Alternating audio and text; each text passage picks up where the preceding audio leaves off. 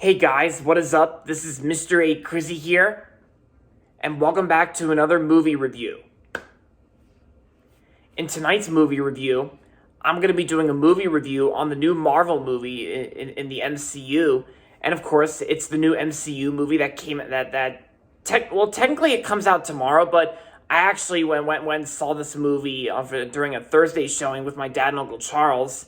And all three of us just got back from seeing this new MCU movie that came out this year. And of course, that is going to be on Ant-Man and the Wasp: Quantumania. Yep. And this is the third movie in the Ant-Man trilogy, of course. And of course, it's part of the MCU.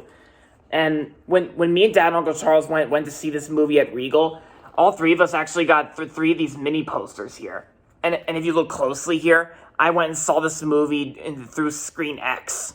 The movie actually looked really cool in Screen X, like how it shows it's like how the movie screen just basically covers the walls as you watch it in Screen X. But yeah, me and my dad and Uncle Charles went to see this movie in Screen X. Yep. And of course, this is the new Ant-Man movie, Ant-Man and the Wasp: Quantumania. Alright guys, so Ant-Man and the Wasp: Quantumania, it like pretty much what this movie's about. It's about like Scott Lang, of course, who's basically like living his life as like a like during the beginning, during the opening to this movie, Scott Lang is pretty much living his life as a a usual person and a usual man, and then of course a moments later into the movie, Ant-Man and the Wasp, they pretty much all find themselves exploring the quantum realm, interacting with strange new creatures, and embarking on an adventure that pushes them beyond the limits of what they thought was possible.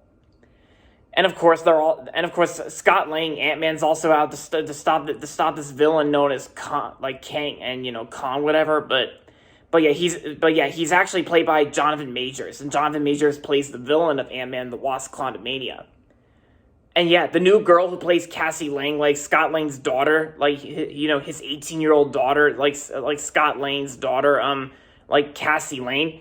But the new girl who plays her in this movie is actually Catherine Newton. And yeah, Catherine Newton. So, and pretty much Scott Lang has to do whatever he can to try and stop Kang and to stop Kong and yeah.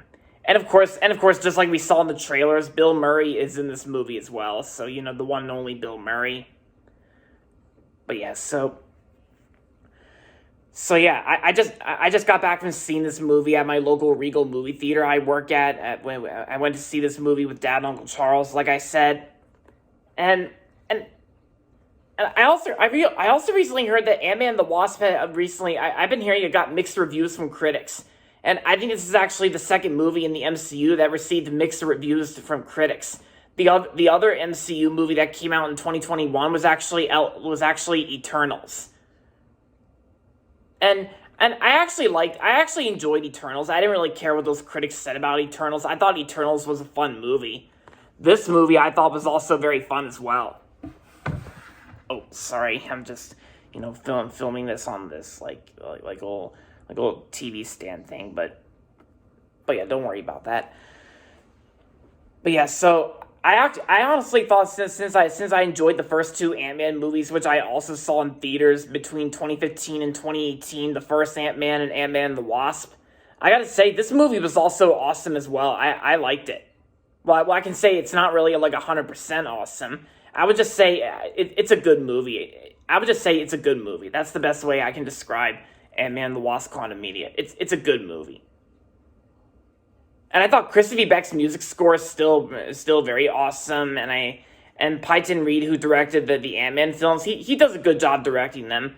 And it does have a good cast as well, like a good cast of actors that of well-known actors that we all know. Yeah, pretty much. Because I think Paul Rudd is still great as Ant-Man, and I think Michael Douglas. I think Michael Douglas was good in the film too, just like in the previous MCU installments, including the Ant-Man films. And Catherine Newton, who plays Cassie Lang in this movie, like Catherine Newton, I thought she did very good in this movie, because I also liked her in Pokemon Detective Pikachu, And I also really liked her as Millie from the 2020 horror comedy film Freaky. Yeah, Freaky with Vince Vaughn. That came out in 2020. Yeah, because I think Catherine Noon's is actually a very good actress. Because I really like her. I really like her in the movies I've seen, and I'm sure she's in a bunch of other movies that I think I heard are really good too. Yeah, yeah. Pretty much, this movie was just a good movie. I liked the whole movie, and just like Eternals, Ant-Man and the Wasp: Quantumania was another MCU movie I disagreed with those critics on, because both Eternals and Ant-Man and the Wasp: Quantumania, they're both good movies and they're likable for me.